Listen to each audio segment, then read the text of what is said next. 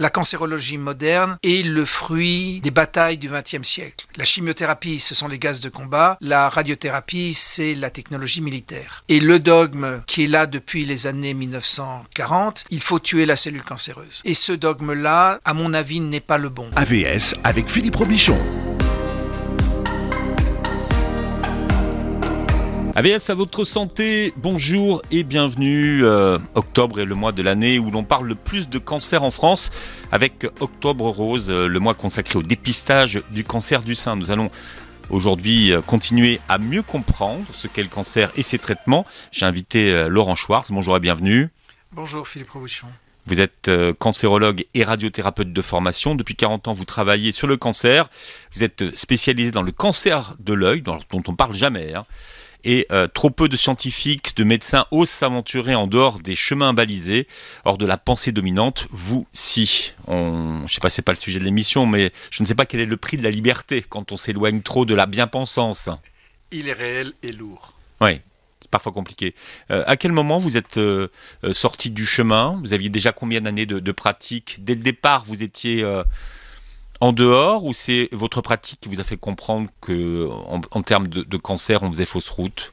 Non, j'ai fait mes études aux États-Unis, Oui. Après avoir fait 2 ans d'internat à Strasbourg. Et au bout de 3 ans des États-Unis, je suis retourné à Strasbourg voir mes anciens malades, Oui. et la majorité étaient morts. Donc c'est à ce moment-là que j'ai compris qu'il fallait changer le système et qu'il fallait aller vers autre chose. Bien, je vais vous demander de rapprocher votre micro. Il faut l'avaler, ce micro, pour qu'on vous entende bien. Vous avez étudié à Harvard. Voilà, pour ceux qui nous écoutent. Vous publiez Les clés du cancer chez Thierry Soucard. Alors c'est un texte collectif, on en a déjà parlé, mais on va rappeler que c'est un texte collectif, et vous avez demandé à d'autres spécialistes de regarder eux aussi le cancer, des physiciens par exemple, des biologistes, des mathématiciens, qui vous ont aidé à peut-être mieux appréhender le cancer, ou voir des choses que vous ne voyez plus, vous. Nous sommes devant une impasse thérapeutique qui s'appelle le cancer. Quand vous avez affaire à un cancer métastatique, aujourd'hui ça reste un drame, et il était temps, et plus que temps, que l'on essaie d'y comprendre quelque chose. Ouais. Donc pour y comprendre, bien sûr, il a fallu qu'on se mette en groupe avec des gens qui étaient naïfs au sens médical du terme, c'est-à-dire qui n'étaient pas moulés par la pensée dominante et qui seuls étaient capables de trouver quelque chose d'autre. Et c'est l'apport des physiciens et des matheux qui aiment les problèmes insolubles et qui aiment trouver la solution de tout cela. Bon, parce qu'en termes de cancer, on n'a toujours pas la solution. Non, c'est ce que je pense qu'on a compris. On a compris ce qui se passe. Le cancer est un mode de fermentation, le sucre est mal brûlé et c'est dû à un excès d'électrons. Et on est en train de soumettre un papier qui explique tout ça. Le travail est fait par Romain Attal, qui est un des mathématiciens avec qui on travaille, Ouais. et avec Marc-Henri. Et je pense que ça, c'est compris. Alors maintenant se pose un problème fondamental, c'est le temps de la science avance lentement, une publication à la fois, et il y a les malades. Et la question, c'est qu'est-ce qu'on fait des malades ? Bien.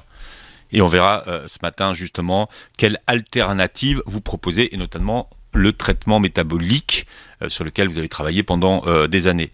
Il y a une légende urbaine qui est très répandue, et je l'ai entendue, mais alors des dizaines de fois, même des personnes l'ont dit à l'antenne, qui prétend que des milliers de nouveaux cancers apparaissent chaque jour dans notre corps et que notre système immunitaire agit comme le font des pompiers pour nous en débarrasser. Et vous dites que c'est une légende urbaine.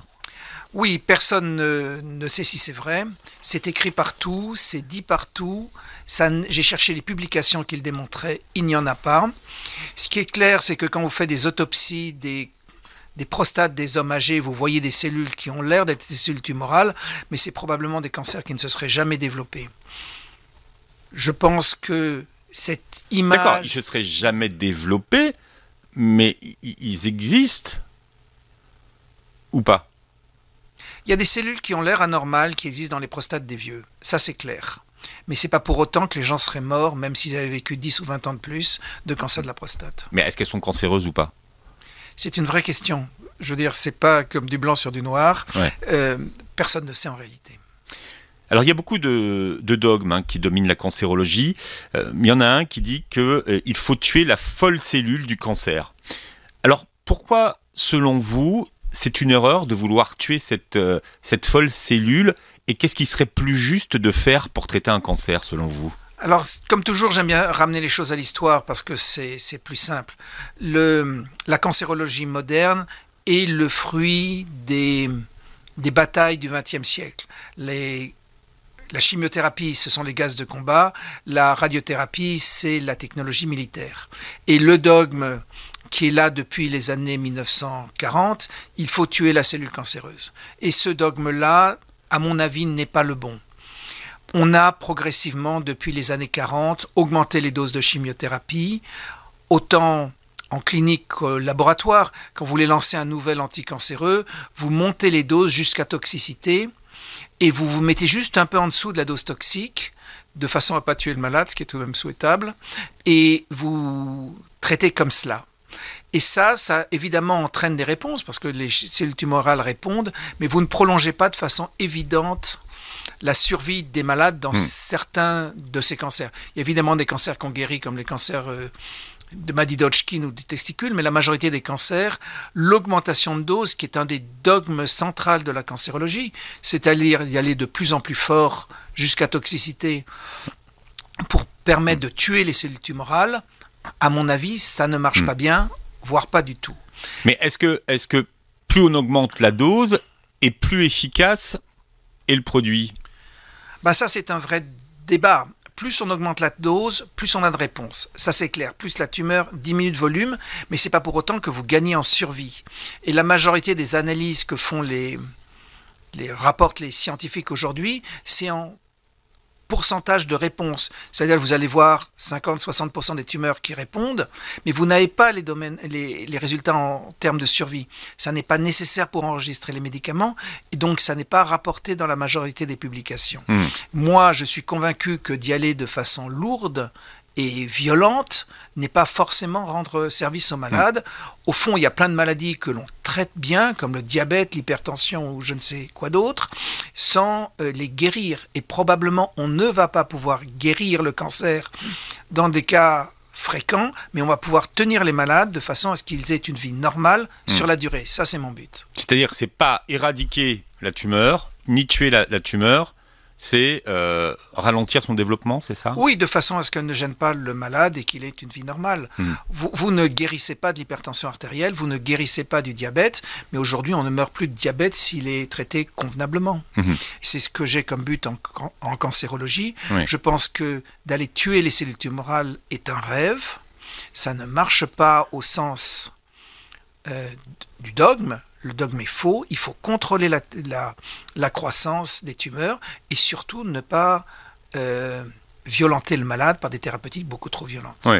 Ce qui veut dire qu'on n'arrive pas à les tuer, ces tumeurs, c'est ça que ça veut dire. Ça veut dire qu'une chimio agressive ne vous débarrasse pas de la tumeur. Si vous prenez un cancer courant, mettons cancer du sein ou cancer du côlon, enfin peu importe, vous allez faire une chimiothérapie, les tumeurs vont rétrécir, mais dans l'immense majorité des cas, elles vont revenir. Et quand elles vont revenir sur un mode plus violent. Donc, évidemment qu'on gagne quelque chose, mais on ne guérit pas les malades. Donc, pour vous, vouloir tuer des cellules cancéreuses, c'est une fausse piste. Je pense que c'est une piste qui vient de l'histoire, parce que tout ceci, comme je le disais plus avant, c'est des fruits de la recherche militaire, en tout cas largement, et que ce n'est pas forcément la seule façon de traiter le cancer.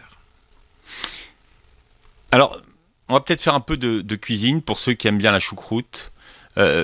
Une cellule ou les cornichons, en tout cas tous les produits lactofermentés, ce qu'on appelle la lactofermentation, mais la lactofermentation est très à la mode aujourd'hui. Une cellule cancéreuse, c'est la même chose que de la lactofermentation ? Ah, ça y ressemble beaucoup. C'est une cellule qui prolifère parce qu'elle n'arrive pas à brûler. Comme elle ne brûle pas bien, elle grossit, elle se divise. Mais le mécanisme de fermentation, qui est déjà vu par Louis Pasteur en 1860, je veux dire, c'est une vieille histoire.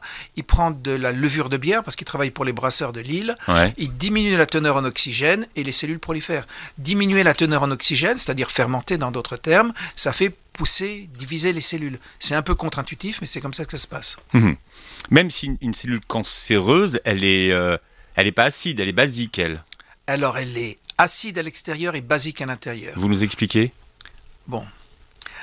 La cellule tumorale ne peut pas brûler du sucre, ne peut pas le brûler. Donc, la mitochondrie va mal marcher. Comme elle marche mal, il va y avoir moins de gaz carbonique de produit, ce qui fait un acide. Donc, comme il y a moins d'acide à l'intérieur, c'est basique.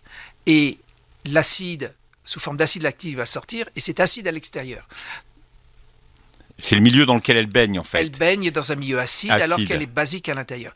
Et au fond, c'est des choses extraordinairement fondamentales. Et nous avons été les premiers à mesurer le pH intracellulaire des cellules pour voir simplement, mesurer où en était le pH. C'est dire aussi les lacunes qu'il y a dans les recherches en cancérologie. Parce que vous avez tout ce que vous voulez sur les marqueurs de ceci ou de cela, mais la simple mesure du pH ou de la teneur ionique, c'est des choses qui ne sont pas faites. Vous avez prononcé un mot, c'est la mitochondrie. Alors, c'est peut-être pas clair pour tout le monde, même si en lisant votre livre, j'ai peut-être compris que finalement le cancer, c'était une maladie de la mitochondrie. Toutes les maladies sont des maladies de la mitochondrie. Alors, expliquez-nous un petit peu ça pour qu'on comprenne bien. Une tumeur ne peut pas brûler du sucre.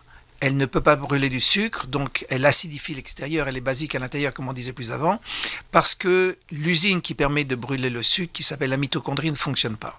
La mitochondrie... Vous dites que ce sont les poumons des cellules, oui, pour prendre un exemple. C'est-à-dire, c'est elles qui apportent de l'oxygène? C'est elles qui utilisent l'oxygène. L'oxygène qui arrive par le sang est brûlé au niveau de la mitochondrie, c'est là où ça se passe. Et quand dans ces poumons, ça se passe mal, ça s'appelle une tumeur. Alors, il y a une idée peut-être simplifiée à l'extrême, c'est que les cellules cancéreuses aiment le sucre et que finalement, il suffirait de les priver de sucre pour qu'elles disparaissent. Alors ça, c'est une idée qui est largement ancienne, parce que dès les années 1940, il y a le premier papier sur le régime cétogène. Quelle année? 1942. 1942. Donc pendant la guerre, Munich, en Autriche, un dénommé Brüning, qui est un ORL, prend des cancers, les met sous régime cétogène et sous insuline, c'est un élève de Warburg, et il dit les tumeurs régressent. Mais malheureusement, et c'est ça le problème, elles vont repousser. Donc, beaucoup de gens mettent les malades sous régime cétogène. Le régime cétogène, je vous le rappelle, c'est un régime appauvri en sucre. Aujourd'hui, 60% de ce que l'on mange, c'est du sucre sous forme de pâte ou souvent de pain ou... pas forcément sous forme de sucre raffiné, et ce sucre nourrit les cellules tumorales. Et donc, quand on diminue l'apport en sucre, les tumeurs chez l'animal vont régresser, et chez l'homme, il semble y avoir un bénéfice. Mais malheureusement, il y a plusieurs problèmes. Le premier, ça n'est qu'une impression, parce qu'il n'y a aucun essai randomisé, bien fait, qui étudie l'apport du régime cétogène en complément des thérapeutiques classiques. L'IGR va commencer un essai sur le cancer du rein fait par le professeur Escudier, mais pour l'instant, il n'y a rien dans la littérature. Et le deuxième sujet qui est un vrai... Depuis 1940, on n'a pas essayé d'étudier depuis. Non, alors vous avez des travaux sur les souris, vous avez des travaux qui comprennent évidemment la digestion du sucre, mais des essais aussi basiques et fondamentaux, je réduis la quantité de sucre que je mange, est-ce que mon cancer pousse moins vite, ça n'a jamais été fait. D'où des gens qui disent que ça marche, d'autres qui disent que ça ne marche pas, et au fond des débats qui sont sans fin. Et la communauté scientifique qui ne sait pas. Ceci dit, il y a beaucoup de médecins qui pensent que c'est possiblement extrêmement utile. Il y a une publication qui est sortie en disant que le glioblastome, qui est une tumeur du cerveau, le traitement doit être un régime cétogène comme le traitement de base. C'est vrai, c'est faux, personne ne le sait au fond. Mais on a constaté que sur certains malades, ça fonctionnait, c'est ça? C'est ça que ça veut dire. Ce que les malades rapportent, c'est que ça marche. Alors, il y a un bémol qui est un bémol fondamental, c'est jusqu'à quel point est-ce que ça marche. Parce que les cellules tumorales, elles ne sont pas idiotes, contrairement à ce qu'on raconte. Et donc, quand l'apport en sucre est diminué, elles vont se servir ailleurs. Les protéines, évidemment, ça on le sait depuis longtemps, mais aussi les lipides. C'est-à-dire qu'elles vont changer de régime alimentaire, c'est ça que vous voulez dire? Oui, elles vont changer de régime alimentaire. Elles vont se nourrir de ce qu'elles ne prenaient pas en premier abord, qui étaient les lipides. Elles vont finir par le prendre. Donc le régime cétogène, ça marche jusqu'à un certain point, parce que les cellules tumorales sont capables, elles aussi, de digérer les corps cétoniques, c'est-à-dire les dérivés du gras. Mais est-ce que c'est pas la grande leçon finalement, le corps est très intelligent, il s'adapte, et que finalement, les traitements marchent jusqu'à un certain point, jusqu'à ce que le corps s'adapte et qu'il trouve une autre stratégie. Oui, ça c'est un vrai sujet. Après, nous avons à comprendre ce que veut dire adapter. Et qu'est-ce qui se fait qu'une cellule, tout d'un coup, ait l'intelligence ou les capacités de changer de régime alimentaire ? Oui. Donc, à ce moment-là, la cellule donc cancéreuse va se nourrir de gras, par exemple, ou de lipides Oui, alors c'est vrai, mais pas pour toutes les cellules. Par exemple, les cellules tumorales des glioblastomes, celles-là ne semblent pas capables de brûler du gras. C'est pour ça que ça marche mieux dans les glioblastomes. Laurent Schwartz est notre invité aujourd'hui. Je rappelle que vous êtes cancérologue et radiothérapeute de formation. Vous travaillez sur le cancer. Vous êtes spécialisé dans le cancer de l'œil et vous publiez Les clés du cancer chez Thierry Soucard, un des nombreux livres que vous avez écrits sur le cancer et sur les traitements du cancer. On a une phrase qu'on aime bien tous les deux, c'est « Ne regardez pas dans le rétro, c'est devant que ça se passe ». Ah, moi j'aime bien le rétro tout de même. C'est vrai, vous aimez bien regarder dans le rétro ? J'aime bien les vieux livres. Parce que dans les vieux livres, il y a plein de choses. Les gens qui nous ont précédés, qu'on a largement oubliés, ils savaient plein de choses et ils ont pensé à plein de trucs. Vous pensez à quel livre ? Je pense aux vieilles histoires sur le bleu de méthylène, pour parler cancer. Si vous nous cherchez, parce que vous savez que là, les auditeurs vont tous demander où on trouve du bleu de méthylène. Je vais vous répondre, mais je vais peut-être d'abord répondre à l'historique. Il y a des livres... Alors, je suis allé à la Bibliothèque nationale de France, vénérable institution, pour essayer de sortir les publications d'avant la guerre de 14 sur le bleu de méthylène. Donc, il y a déjà plein de choses. Le bleu de méthylène, donc c'est ce qu'on disait l'autre fois, est un traitement de base pour plein de maladies, de la malaria à la phobie, ou comme antidépresseur. C'est aussi un traitement probablement du cancer. C'est ce que l'on est en train de démontrer en collaboration avec l'Université de Montréal. Évidemment, se pose la question du traitement des malades. Donc moi, ce que je sais faire et essentiellement faire, c'est de la recherche. Et comme je vous disais plus avant, la recherche avance à sa vitesse et les malades, par contre, sont dans l'urgence. Le bleu de méthylène est grosso modo un médicament sans danger majeur. Ce n'est pas une drogue violente et c'est des centaines de milligrammes qui ont été donnés par jour pour traiter le paludisme pour les Américains pendant la guerre du Pacifique. Ça a entraîné que les yeux étaient bleus et souvent la peau aussi un peu bleue, mais pas de troubles majeurs. Donc ça nous différencie totalement de la chimiothérapie dont je vous disais plus avant qu'on était toujours dans des doses à la limite de la toxicité. Pour ces molécules, il n'y ait pas de la toxicité majeure. Ce que font les malades et ce que me rapportent les malades, c'est pas moi qui ai trouvé le bleu de méthylène, c'est que des doses de l'ordre de 75 mg par jour, 1 ou 2 fois par jour, semblent ralentir la croissance tumorale. Le bleu de méthylène est un médicament et donc il faut avoir une prescription pour l'utiliser. Il n'est pas vendu industriellement, c'est-à-dire qu'il n'y a pas de pilule de bleu de méthylène comme il peut y avoir des pilules de Doliprane, et donc c'est ce qu'on appelle une préparation magistrale, c'est-à-dire que le pharmacien va mettre en gélule ou faire mettre en gélule et le vendre. Le bleu n'a pas de danger médical majeur, il colore évidemment les urines en bleu, mais à part quand il est pris en même temps que les antidépresseurs, ne semble pas violent. Donc quand les malades, moi, m'ont rapporté l'efficacité du bleu de méthylène, c'est de loin pas mon idée, c'est évidemment poser la question de comment ça marche. Donc j'ai demandé à des amis chimistes qui m'ont expliqué que c'est un transporteur des électrons, c'est une molécule pour parler technique proche du FAD, donc d'un transporteur des électrons, et ça va enlever les électrons qui sont... C'est quoi le FAD ? Flavine aminode désaminase. C'est une molécule qui fait tourner la mitochondrie, enfin peu importe. Ben non, c'est important. Mais je veux dire, on se couchera moins con ce soir. Oui, mais si on va perdre tout le monde. Non, parce que si vous parlez d'un sigle et quelqu'un dit FAD, c'est quoi ? Donc du FAD, voilà. Ça permet de relancer la mitochondrie. Donc on a fait plusieurs choses. 1, les malades nous racontent ça. 2, on voit que chimiquement ça a du sens et que ça colle avec le travail qu'on est en train de faire. Et évidemment, je retrouve les vieux livres où on disait que ça marchait chez les animaux. Il y a des publications des années 20, des années 30, et on finance par l'intermédiaire de la Fondation de France une étude pour vérifier que ça marche bien chez les cellules beaucoup plus modernes, là, et comment ça marche. Mais comment ça pourrait marcher alors? Quelle est l'explication? Alors, le bleu de méthylène va diminuer ces électrons qui sont responsables de la pression électroniques et qui entraînent l'effet Warburg et vont permettre aux cellules de re-respirer. Et en permettant aux cellules de respirer, elles ne vont pas se diviser.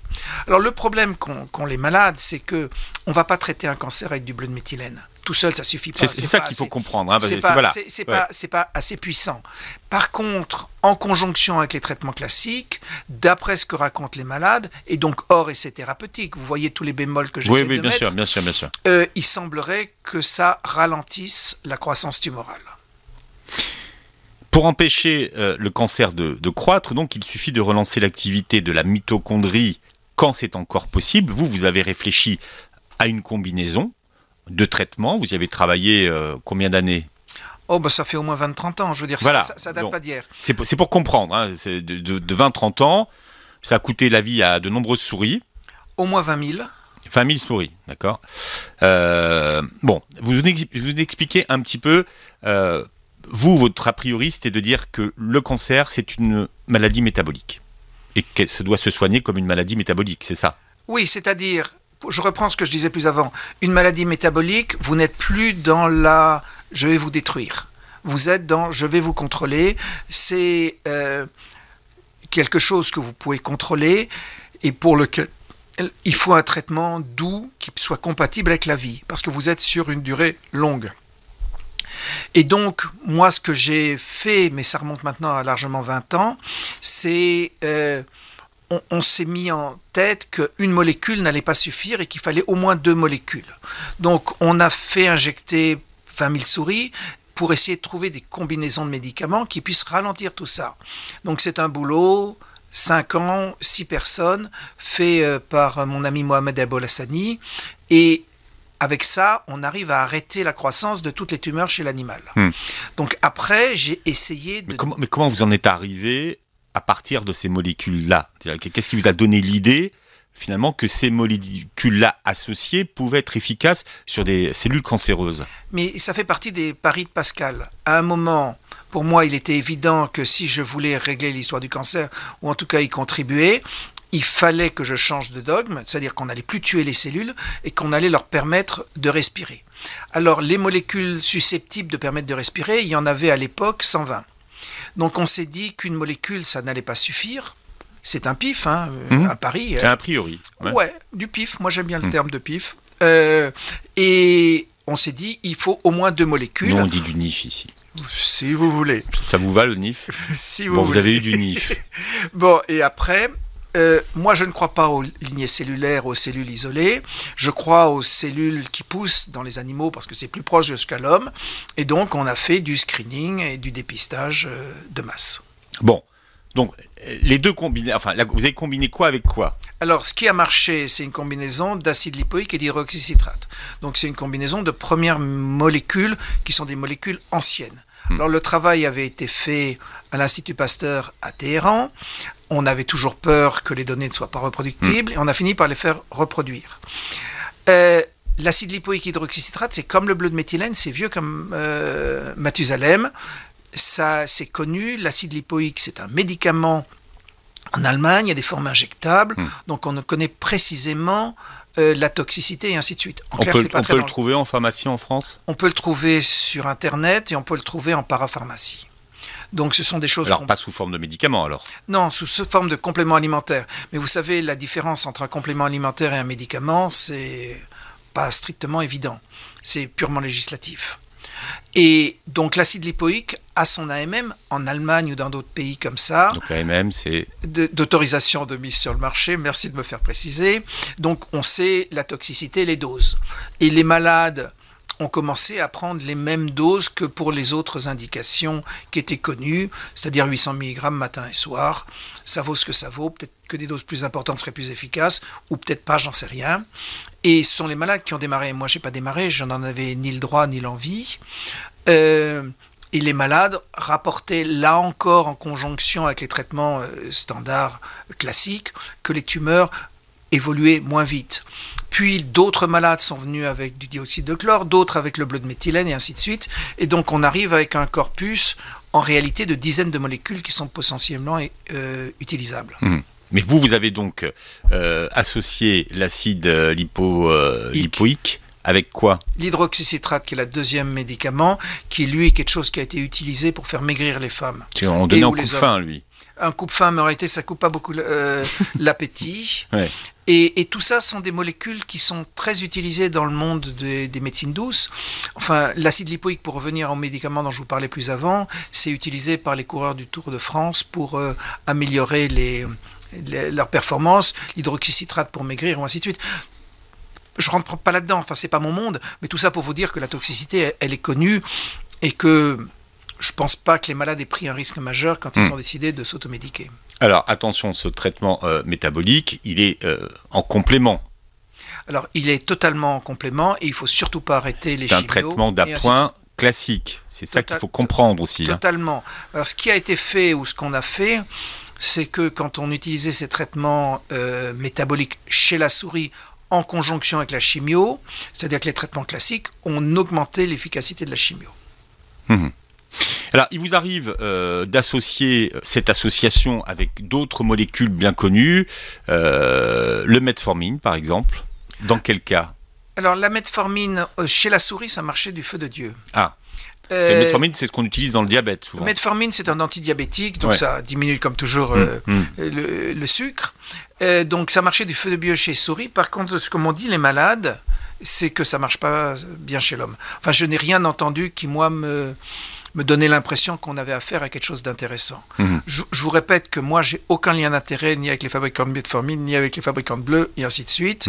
Donc, je ne peux que vous rapporter ce que me disent les malades. Et vous partez toujours de ce que les malades vous rapportent, en fait. Et vous l'écoutez, surtout. J'essaie d'écouter, parce que les malades racontent de temps en temps n'importe quoi, mais pas toujours. Il y a là-dedans des vraies pépites, il y a des choses qui se répètent de malade à malade, et là-dedans, il y a des choses extraordinairement importantes. On parlait de la chimiothérapie tout à l'heure. Ce que j'arrive pas à comprendre, parce que je me suis beaucoup interrogé, c'est pourquoi dans certains cas, la chimio, ça marche, notamment dans certains cancers de l'enfant, et pourquoi ça ne fonctionnerait pas sur les cancers de l'adulte. Donc ça veut dire que ou ça marche et ça marche tout le temps, ou ça ne marche pas et ça ne marche pas tout le temps. C'est une vraie question à laquelle je n'ai pas de réponse. Et personne n'a la réponse. Et pire, la question n'est même pas posée. Vous êtes le premier à me poser cette question. C'est élémentairement une vraie question. Alors, parce qu'on ne peut pas être ou pour ou contre la chimiothérapie, enfin globalement, puisqu'elle fonctionne chez certains cancers de l'enfant. Alors, c'est sur quel cancer, par exemple? Bon, je vais essayer d'être clair. Je pense que ça marche chez l'enfant parce que l'enfant n'a pas la même rigidité. Les cancers de l'enfant n'ont pas la même dureté que les cancers de l'adulte. Et les cancers du testicule ou les cancers, les Hodgkin chez qui ça marche, sont des cancers qui sont moins durs, donc qui sont moins en fermentation que les autres tumeurs. Et quand vous dites dur, c'est au toucher. C'est dur, c'est dur au bout des doigts, quoi.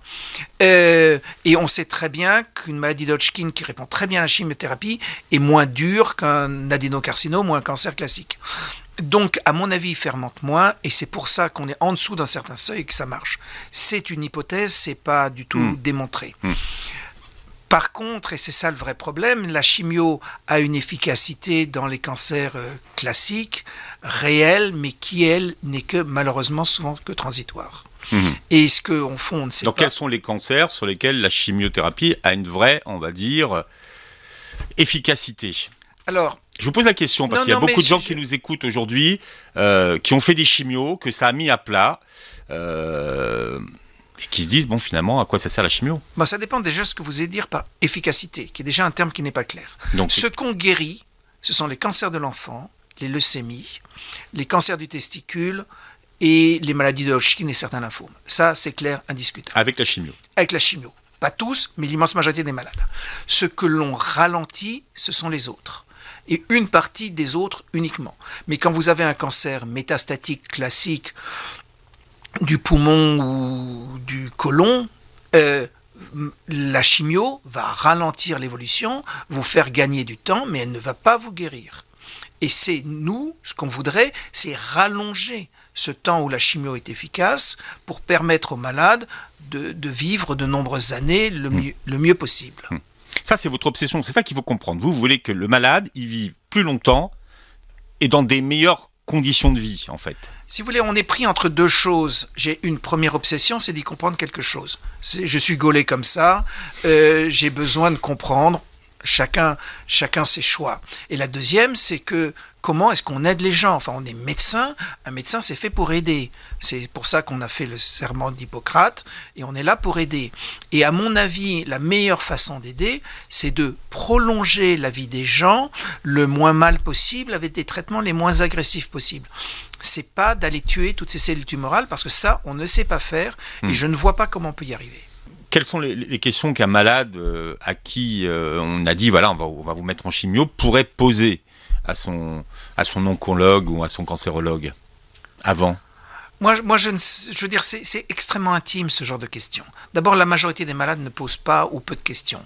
Ils sont perdus dans des circuits où ils ne savent pas à quelle sauce ils vont être mangés et ils sont paniqués. Moi, ma façon à moi de réfléchir a toujours été de retourner aux chiffres. Quelles sont les chances de survie? Qu'est-ce que je gagne? Combien de mois? Ainsi de suite. Et à ce moment-là, on peut faire un choix. Laurent Schwartz décode le cancer pour nous. On fera autant d'émissions qu'il faut pour qu'on comprenne bien cette maladie.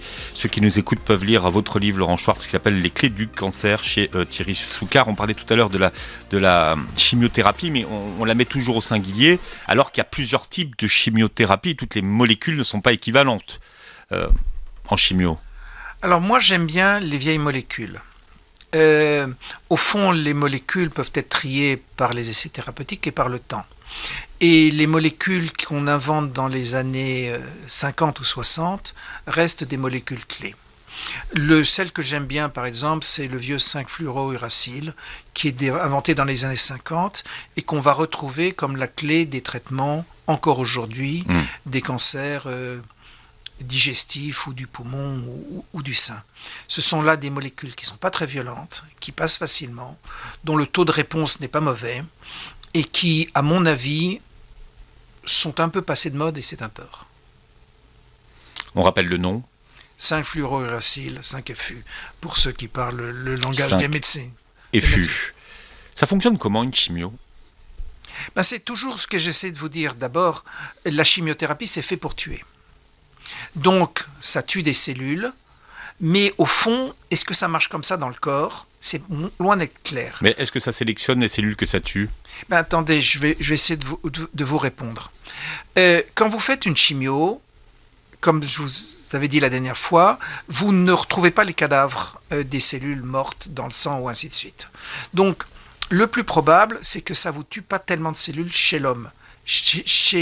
En boîte de pétri, ça les tue. Mais quand vous avez 1 kilo de cancer qui est là, vous faites votre chimio, le malade va un peu mieux et vous passez peut-être à 500 grammes, mais ça ne vous en a pas tué 99,99% des cas. Ça va blesser les cellules, ça c'est clair. Et en blessant les cellules, les flux métaboliques ne vont plus partir vers la prolifération parce qu'il faut déjà réparer. Donc, votre cellule va prendre son énergie, non plus pour se diviser, mais pour réparer. Et très probablement, la chimio marche en changeant les flux métaboliques, comme les traitements métaboliques dont je vous parlais plus avant, et simplement pour réparer. La radiothérapie, ça fonctionne comment? Même chose. La chimiothérapie, la radiothérapie et ou l'immunothérapie ont des points communs d'un point de vue chimique qui sont extrêmement proches. Tout ceci, ça fait des radicaux libres. Ces radicaux libres font de l'oxygène singulé et ils vont détruire les cellules et ou les blesser suffisamment pour qu'elles mettent leur énergie non plus à proliférer, elles sont blessées, mais au contraire à se réparer. Alors, l'immunothérapie, c'est très prometteur, puisque on nous dit qu'on va réussir à dresser des cellules pour en manger d'autres.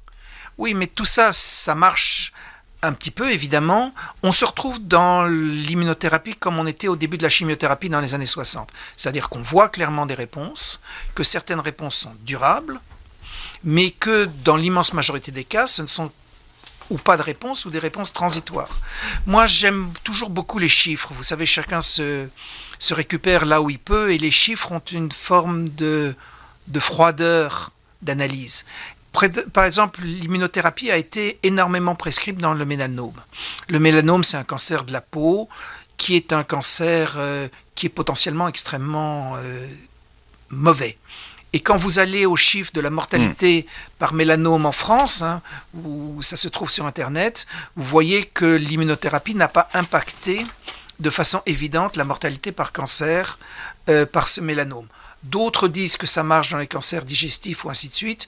Moi, je suis plus dubitatif quant au fait que l'immunothérapie va vous régler la cancérologie et vous vider les services de cancérologie comme dans le temps les antituberculeux ont vidé les sanatoriums. Mais peut-être j'ai tort et vous savez, c'est le temps qui dira. C'est le temps qui dira ça. Vous aimez les chiffres? Est-ce qu'il y en a beaucoup des chiffres en termes de cancer? Là, c'est Octobre Rose, donc évidemment, on nous donne beaucoup de chiffres en ce mois de dépistage consacré au dépistage du cancer du sein. Est-ce qu'on trouve beaucoup de chiffres en termes de cancer? Les chiffres sont difficiles à trouver en réalité. Quand vous essayez de savoir l'impact, par exemple, d'une chimiothérapie dans un cancer du pancréas, par exemple, je vais vous prendre ça comme exemple, je regardais ça il n'y a pas si longtemps. Vous avez des gens qui arrivent et qui sont soit jaunes, soit pas en forme à cause de leur cancer du pancréas. Au fond, quelles sont les chances de survie? Alors les données que vous avez sont des données hospitalières, mais les gens qui arrivent à l'hôpital dans les services de cancérologie digestive, c'est déjà qu'une fraction du total, parce qu'il y a déjà pas mal de gens qui sont morts chez eux, ou qui sont allés directement en soins palliatifs. Et quand vous posez la deuxième question, quelle est la valeur des traitements, c'est-à-dire est-ce qu'il y a des essais randomisés chimiothérapie versus histoire naturelle de la maladie, vous n'avez quasiment rien. Donc au fond, vous ne savez pas, vous avez une vraie difficulté à savoir l'impact des thérapeutiques modernes. Quand on regarde les taux de mortalité en cancer sur les 50 ou 60 dernières années, Laurent Schwartz, qu'est-ce que ça nous donne comme chiffre? Vous parliez du cancer du sein. Moi, j'aime bien, vous avez chaque fois qu'il y a quelqu'un qui meurt en France ou dans les pays occidentaux, il y a un certificat de décès qui est rempli avec la cause de mortalité. Donc vous avez du chiffre. Tout ça est mouliné au Centre international de la recherche contre le cancer à Lyon. Et vous avez donc possibilité de suivre, c'est sur Internet, l'évolution par exemple du cancer du sein en France. Et vous voyez que le cancer du sein, la mortalité augmente entre 1960 et 1995 de façon claire et que ça baisse un peu depuis. Aujourd'hui, la mortalité par cancer du sein est la même que celle quand je faisais mes études de médecine en 1980. Ceci dit, c'est des stats, donc on compare les gens qui sont morts d'une tranche d'âge donnée et 100 000 personnes. Donc on compare le comparable. Donc il n'y a pas eu une percée évidente et indiscutable sur la mortalité par le cancer du sein depuis que j'ai commencé ma carrière de cancérologue. Ça, ce sont des chiffres. Ce sont des Quand chiffres on compare sur d'autres cancers, par exemple, si on prend le cancer de l'estomac, par exemple. Alors le cancer de l'estomac, il se passe autre chose, c'est que ça diminue depuis longtemps. Et on n'a pas en réalité compris pourquoi, probablement parce qu'on met les aliments dans le frigidaire et qu'elles sont donc moins pourries et donc font moins de produits chimiques, mais ça diminue de façon spontanée depuis longtemps. Tout ça pour vous dire que d'aller aux chiffres pour savoir de façon précise qu'a été l'impact des thérapeutiques modernes est quelque chose qui est beaucoup plus compliqué que ça n'en a l'air. Et moi, je suis convaincu qu'une révolution en cancérologie est possible, mais elle n'est possible que si tout le monde se met autour de la table. On va prendre un cas pratique. On vient d'annoncer à quelqu'un qu'il a un cancer. Qu'est-ce que vous, en tant que cancérologue, qui connaissez ce milieu de l'intérieur depuis 40 ans, qu'est-ce que vous lui conseillez? Parce que c'est vrai que c'est à un moment donné, vous êtes pris sous le diagnostic, vous n'avez pas forcément la bonne attitude, vous ne savez pas quelles sont les questions à poser, vous ne savez pas quelles sont les questions à poser sur votre protocole de soins, sur votre parcours thérapeutique. Pour vous, quelle est la bonne attitude à avoir ? D'abord, faire confiance à son cancérologue. Parce que son cancérologue sait plein de choses et il est là pour soigner. Alors après, vous avez plusieurs cas de figure. Vous êtes dans le cadre d'une maladie, somme toute, à pronostic favorable, et là, il ne faut rien changer. Quand vous vous retrouvez dans les cancers dont je vous parlais plus avant, qui sont guéris par la chimio, il ne faut surtout rien changer. Ça serait criminel. Après, que faire quand on est dans une situation désespérée ? Et ça, au fond, je ne peux pas vous répondre. Moi, je voudrais que des essais soient faits. Je vous parlais du régime cétogène, qui est une vieille histoire. Il n'y a pas d'essai randomisé, il n'y a rien de clair. Probablement ça marche. Les gens qui le font en sont convaincus. Les traitements métaboliques, moi, je suis convaincu d'une forme d'efficacité et aussi d'une absence de toxicité. Mais au fond, je dois vous avouer que je ne sais pas. Et c'est ce moment de transition où on a l'impression qu'on a compris le cancer, ce qui n'est tout de même pas rien, et où il y a tous ces malades qui sont là, qui sont perdus, et au fond, dont on ne sait pas comment les aider au mieux. Mais donc, si on vous annonce un cancer demain, comment on fait ? Donc, soit on est dans des cancers, comme vous avez dit, qui sont bien soignés par la chimio, tant mieux. Après, il y a toutes les questions, par exemple, sur les questions de l'opération. Comment savoir si une opération est justifiée ou pas, par exemple ? Je peux pas rentrer là-dedans. Vous savez, le médecin est pris entre deux feux. D'abord, il y a la loi. Et la loi, ça se respecte. Et tout doit être fait par des essais randomisés. Enfin, vous connaissez tout ça. Oui. Et deuxièmement, il y a l'assistance à personne en danger, qui est aussi quelque chose. Moi... Mais que parfois, on oublie. Oui, mais je veux dire, on se doit d'assister l'autre quand l'autre ne va pas bien. Moi, la ligne que j'ai choisie, qui est une ligne personnelle et qui n'engage que moi. Quand on me demande conseil, je réponds clairement. Mais je n'ai jamais touché un centime des malades, je n'ai pas de brevet et je suis aussi propre que possible pour rester à distance de toute discussion lourde. Au fond, on est à un moment où l'espoir est possible. Comme je vous le disais plus avant, je pense qu'on a compris. Je pense que ce drame va s'arrêter. Je ne sais pas combien de temps ça va prendre. Je ne sais pas si les institutions vont bouger ou pas bouger. Je pense que comprendre le cancer, ça amène à une autre question qui est fondamentale, qui est peut-être plus ésotérique, mais qui est réelle, c'est comprendre la vie. Et que la vie, elle aussi, a une explication. Quelque chose qui a 4 milliards d'années, c'est forcément simple. Et moi... d'une certaine façon, et peut-être égoïstement, j'ai fui une partie des conversations avec les malades, parce que d'abord, ce sont des conversations très lourdes. Les gens viennent angoissés, c'est difficile, et je me suis réfugié dans ce que je savais faire le mieux, c'est-à-dire des équations et comprendre quelque chose. On va terminer par le chameau. Ça a combien de bosses, ce chameau ? Une. Bien. Mais alors, attendez, je vais finir si vous parlez du chameau.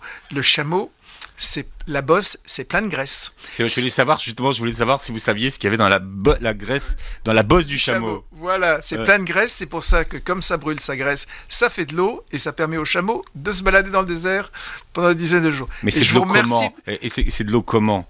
Métabolique. Je vous remercie de m'avoir lu. Philippe Robichon, je suis extrêmement reconnaissante du boulot que vous avez fait. Tu veux avoir lu ? Je vous remercie d'être venu. Bon, vous reviendrez. On fera une émission sur l'eau parce que l'eau, c'est un sujet important. Et en termes de cancer aussi, c'est important. L'eau. Et en termes de mémoire. En termes de mémoire. La mémoire de l'eau. Laurent Schwartz sur Beurre FM. Vous réécouterez cette émission en podcast sur beurrefm.net. Vous verrez l'émission sur la chaîne YouTube puisque l'émission est filmée. Merci à Mohand d'avoir réalisé cette émission. Je rappelle que vous publiez Les Clés du cancer chez Thierry Soucard. Merci d'avoir été avec nous et passez une très belle journée santé sur Beurre FM.